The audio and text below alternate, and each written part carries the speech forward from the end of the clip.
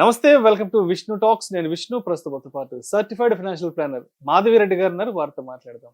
మాధవిరెడ్డి గారు నమస్తే అండి. నమస్తే అండి. Welcome to Vishnu talks. Thank you. Right, Madhavi Reddy గారు ఒక్కసారి మార్కెట్స్ గురించి చూద్దాము. సెన్సెక్స్ ఏమో 78,000 దగ్గర ఉంది, నిఫ్టీ ఏమో 23,500 దగ్గర ఉంది. అవునండి. ప్రస్తుతానికి మార్కెట్ల పరిస్థితి ఎలా ఉందంటే, ముందుకెళ్దామా లేదంటే వెనక్కి వెళ్దామా అన్న డైలమాలో అక్కడ మార్కెట్లు కొంత సంక్షోభంలో కొట్టుమిట్టాడుతున్నాయి. పాజ్ బటన్ లాగా పాజ్ బటన్ లాగా ఆగిపోయినాయి. అండ్ ఇవాళ విషయానికి వస్తే మార్కెట్లో కొంత పాజిటివ్ న్యూస్ అని చెప్పుకోవచ్చు. ఆర్బీఐ రేట్ కట్స్ కూడా రావడం జరిగింది. రెపో రేట్ కి సంబంధించి 5 సంవత్సరాల తర్వాత రిజర్వ్ బ్యాంక్ ఆఫ్ ఇండియా ఇవాళ రెపో రేట్ కూడా తగ్గించడం జరిగింది. ఆల్మోస్ట్ 25 బేసిస్ పాయింట్లకి తీసుకురావడం జరిగింది. సో ఏంటి ఇవాళ మార్కెట్ రియాక్షన్ ఏంటి? సో అందరూ ఎక్స్పెక్ట్ చేశారండి, అంటే 25 బీపీఎస్ పాయింట్స్ అయితే తగ్గిస్తారని. యునానిమస్ గా ఈసారి మనకి ఫస్ట్ టైం మన న్యూ గవర్నర్ సంజయ్ మల్హోత్రా వాళ్ళ అంటే ఆయన డైరెక్షన్ లో ఫైనల్లీ మనకి ఆ 25 బీపీఎస్ పాయింట్స్ ఏదైతే ఉందో బేసిస్ పాయింట్స్ అయితే తగ్గించారండి. ఇప్పుడు అది 6.25 అయింది. ఇప్పటి వరకు మనకి రెపో రేటు 6.5%. సో మనకి ఏంటంటే ఇది ఒక 5 years నుంచి అంటే అది తగ్గించట్లేదు. ఒక 3 years నుంచి ఎస్పెషల్లీ ప్రతి రెపో మానిటరీ పాలసీ అయినప్పుడంతా మనం డిస్కషన్ చేయడము, వాళ్ళు తగ్గించకపోవడం ఇలానే జరుగుతుంది. But this time slower growth అనేది, జీడిపి గ్రోత్ అనేది ఎప్పుడైతే తగ్గిపోతూ ఉందో వాళ్ళకి ఇంకొక ఆప్షన్ లేదండి. So they have to accelerate growth ని ఎలా అయినా పెంచాలి, మార్కెట్ లో కొంత లిక్విడిటీని ప్రొవైడ్ చేయాలి.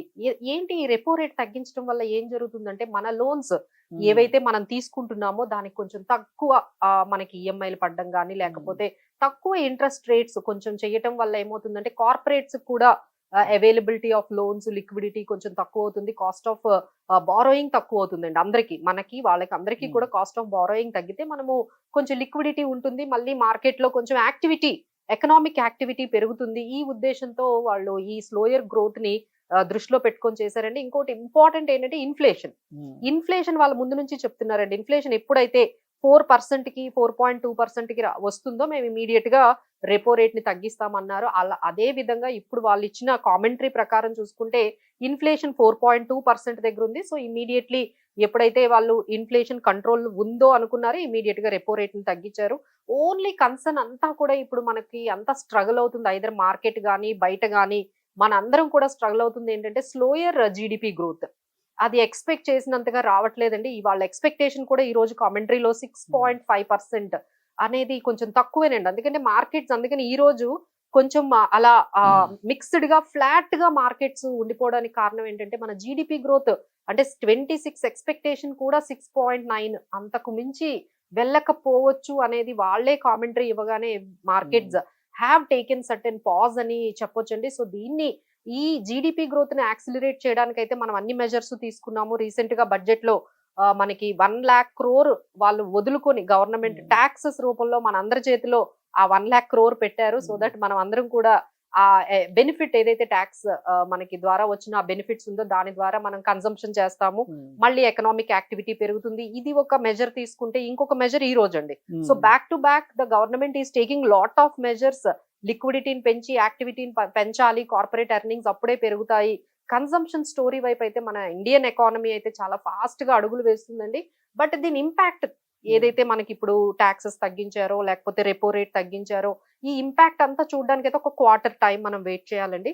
So maybe we are expecting after 1 or 2 quarters ఈ ఇంపాక్ట్ అనేది మనకి కనిపిస్తుంది. So that again markets will flourish. అప్పటి వరకు అయితే కొంచెం ఈ పాజ్ లోనే మనకి కనిపిస్తాయండి. అగైన్ ఇప్పటికి కూడా కొన్ని Q3 ఎర్నింగ్స్ మనం చూసుకుంటే కొన్ని డిసప్పాయింటెడ్ రిజల్ట్స్. ఐటీసీ కూడా కొంచెం డిసప్పాయింటెడ్ రిజల్ట్స్ ఇచ్చింది. ఎస్బీఐ కొంచెం మిక్స్డ్ గా ఉంది. సో Q3 ఎర్నింగ్స్ కూడా ఇంకొంచెం మిక్స్డ్ గా ఉన్నాయండి. అవి కానీ ఎప్పుడైతే మనకి కార్పొరేట్ ఎర్నింగ్స్ కొంచెం పాజిటివ్ గా వస్తాయి immediately FIs also will come back and మన మార్కెట్స్ కూడా కొంచెం ముందుకు వెళ్తాయని ఎక్స్పెక్ట్ చేస్తున్నాం. సో మొత్తానికి రిజర్వ్ బ్యాంక్ ఆఫ్ ఇండియా 5 సంవత్సరాల తర్వాత అవునండి ఈ రెపో రేట్ ని తగ్గించడం జరిగింది. సో దీని ద్వారా ఎవరైతే హోమ్ లోన్లు కడుతున్నారో వారికి కొంత వడ్డీ రేట్లలో కొంచెం తగ్గుదల కనిపించే అవకాశం కూడా ఉంటుందంటారు. సో ఇదేంటంటేనండి మనం చాలా మంది మాకు కూడా క్లయింట్స్ చెప్తూ ఉంటారు, ఎగ్జాంపుల్ మీకు హోమ్ లోన్ ఉంది, మీకు ఈ రెపో రేట్ ఇంపాక్ట్ చూపిస్తున్నారా లేదా అని తెలియడానికంటే మీరు ఒకసారి బ్యాంక్ కు వెళ్తే మంచిదండి. బ్యాంక్ కు వెళ్ళి మన ఈఎంఐ ఎంత ఉంది, మన ఈఎంఐ తగ్గించారా లేకపోతే ఏమైనా నంబర్ ఆఫ్ ఇయర్స్ ఏమైనా తగ్గించారా, అసలు ఈ ఇంపాక్ట్ మనకి ఏమైనా చూపించారా లేదా అనేది అయితే మనం ఒకసారి బ్యాంక్ కూడా పర్సనల్ గా వెళ్ళి మన ట్రాక్ చేసుకుంటే బాగుంటుందని మా అడ్వైజ్. అండ్ అదే విధంగా ఒకసారి మార్కెట్ల గురించి కూడా కొంచెం డెప్త్ గా మాట్లాడుతున్నాం. ఎఫ్ఐల సెల్లింగ్ మాత్రం అసలు అవునండి. ఏమాత్రం ఆగడం లేదు. ఆల్మోస్ట్ ఒక 4-5 నెలల నుంచి అసలు వాళ్ళ దోవలో వాళ్ళు ఉన్నారు, వాళ్ళ బాటలో వాళ్ళు అవునండి. ఉన్నారు. అవును. ఎక్కడా కూడా సెల్లింగ్ అనేది రావట్లేదు. ఎందుకంటారు? ట్రంప్ ఎలక్షన్స్ అయిపోయినాయి తర్వాత, అంటే మార్కెట్ కి సంబంధించిన పెద్ద పెద్ద మేజర్ ఈవెంట్స్ అంతా కూడా కంప్లీట్ అయిపోయినాయి కాబట్టి, అయిపోతున్నాయి. అవును. అయినా కూడా ఎందుకు వాళ్ళ వైఖరి, వాళ్ళ ధోరణి మారట్లేదు మన ఇండియన్ మార్కెట్స్ పట్ల? డెఫినెట్లీ అండి. అంటే మనం కొంచెం ఒక స్టడీ చూస్తే అక్టోబర్‌లో అయితే ఒక్క రోజు కూడా వాళ్ళు బై చేయలేదండి. అక్టోబర్ మొత్తం సెల్ చేశారు. నవంబర్‌లో 3 డేసే బై చేశారు వాళ్ళు. మిగతా అన్ని రోజులు సెల్ చేశారు. అలానే డిసెంబర్‌కొస్తే 6 డేసే బయర్స్‌గా ఉన్నారు. మిగతా అంతా సెల్లింగే చేశారు. ఇక జాన్యువరిలో అయితే ఒకే ఒక్క రోజండి వాళ్ళు బై చేసింది మన మార్కెట్‌లో. మిగతా అంతా కూడా they have turned into sellers. So ఇప్పుడు ఏంటి అంటే వాళ్ళు బయర్స్‌గా అయితే టర్న్ అవ్వడం కనిపించలేదు గానీ ఇంటెన్సిటీ తగ్గిందండి. అప్పుడు మనకి సెప్టెంబర్‌లో గాని, అక్టోబర్‌లో చూస్తే 1,00,000 కోట్ల వరకు అమ్మారు. ఆల్‌మోస్ట్ 1.2 లాక్ క్రోర్ వరకు అమ్మారు. ఇప్పుడైతే అంత కనిపించట్లేదు. సో ఇది నెమ్మదిగా కొంచెం ఈ సెల్లింగ్ అనేది తగ్గి స్లోగా మేబీ పాజిటివ్‌గా అయ్యే సూచనలు ఏమైనా కనిపిస్తున్నాయి అన్నట్టుగా మేమైతే అబ్జర్వ్ చేస్తున్నాము. But intensity of selling, number of volumes అయితే ఎఫ్ఐఐస్ అయితే కొంచెం తగ్గాయండి. బట్ వీళ్ళు టర్న్ అవుట్ అవ్వడానికి బయర్స్ గా అయితే దేర్ ఆర్ మెనీ థింగ్స్ అండి. ఒకవైపు ట్రంప్ ఇంపాక్ట్ అయితే అంత గ్లోబల్ మీద అంతా ఉంది. అలానే మన ఇండియన్ కంపెనీస్ మీద కూడా గానీ, మన ఇండియా ఎకానమీ మీద కూడా ఉంది. ఎందుకంటే టారిఫ్స్ ఉన్నాయి కదండి. సో ఇండియా మీద టారిఫ్స్ ఇంపాక్ట్ ఎలా ఉంటుంది ఇది చూద్దాము. ఈ Q3 ఎర్నింగ్స్ ఎలా ఉన్నాయో చూద్దాము.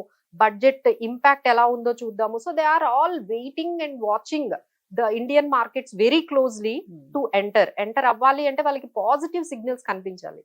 సో ఈ పాజిటివ్ సిగ్నల్స్ కనిపించాలి అంటే like we have to wait for 1 or 2 quarters అయితే మాత్రం మన కార్పొరేట్ ఎర్నింగ్స్ గానీ కొంచెం బెటర్ గా వస్తే we are expecting there could be turning out of the FIIs into buyers అండి.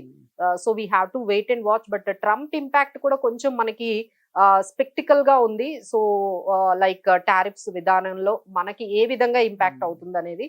సో అదైతే అన్సర్టనిటీ వల్ల ఇంకొంచెం మనం వెయిట్ చేయాల్సి ఉంది. అండ్ అదే విధంగా మరొక మోస్ట్ ఇంపార్టెంట్ అప్డేట్ కూడా మనం గమనించాలి. జొమాటో పేరును కూడా మార్చారు. జొమాటో ఫౌండర్ దీపేందర్ గోయల్ కూడా దీనికి స్పష్టం చేయడం జరిగింది. ఎటర్నల్ గా పేరు మార్చారంట. జొమాటో నౌ యాజ్ ఎటర్నల్ అంట. సో దీనికి సంబంధించిన డీటెయిల్స్ కూడా చెప్పగలరు? డెఫినెట్లీ అంటే ఇప్పుడు మనము బయట జొమాటో అనేది ఏం పేరు మార్చరండి. అంటే మీరు ఏదైనా ఆర్డర్ చేసుకున్నారనుకోండి అది జొమాటో గానే ఉంటుంది. ఈ చేంజ్ ఎవరికంటే మీకు నాకంటే ఈ స్టాక్ మార్కెట్ లో ఎప్పుడైతే మనం ఆర్డర్ పెడతామో ఇప్పుడు మీరు జొమాటో అని పెడితే మీకు అక్కడ స్క్రిప్ట్ కనిపిస్తుంది. స్టాక్ మార్కెట్ కి సంబంధించి అప్డేట్. బయట మాత్రం వాళ్ళు ఏమి చేంజ్ మీ యాప్ లో గానీ ఎక్కడ మీకు ఎటర్నల్ అనేది ఏం కనిపించదు. ఓన్లీ స్టాక్ మార్కెట్ వరకు మీకు ఎటర్నల్ లిమిటెడ్ అనేది మీకు కనిపిస్తుంది. స్టాక్ నేమ్, స్క్రిప్ట్ నేమ్ అంటారు. ఆ నేమ్ తో ఉంటుంది. సో మీరు ఎవరైనా మళ్ళీ సెల్ చేసేటప్పుడు ఏంటి ఇది మన స్టాక్ కాదు, ఇదేంటి జొమాటోనా కాదా అనే డౌట్ లేకుండా మనం అందరం అప్డేట్ చేయొచ్చు. So only this is for మన ట్రేడింగ్ కి గానీ లేకపోతే ఈ బయింగ్ సెల్లింగ్ చేసే వాళ్ళకి జొమాటో నేమ్ చేంజ్ అనేది కొంచెం అలవాటు అవ్వాలండి. ఈ ఎటర్నల్ లిమిటెడ్ అంటే వాళ్ళకి గ్రూప్ ఆఫ్ స్టాక్స్ ఉన్నాయి. అంటే బ్లింకిట్ ఉంది, జొమాటో ఉంది, ఇంకా వాళ్ళు మిగతా ఎంటర్టైన్మెంట్ లో కూడా అంటే they are having different businesses. అన్ని వర్టికల్స్ లోకి వాళ్ళు ఎక్స్పాండ్ చేస్తున్నప్పుడు వాళ్ళు ఏం చేశారంటే అన్నిటికీ కలిపి ఒక ఎటర్నల్ లిమిటెడ్ అనే దానికి ఫిక్స్ అయ్యారండి. అంతే. That is how the name change. Thank you so much Madhavi Reddy గారు.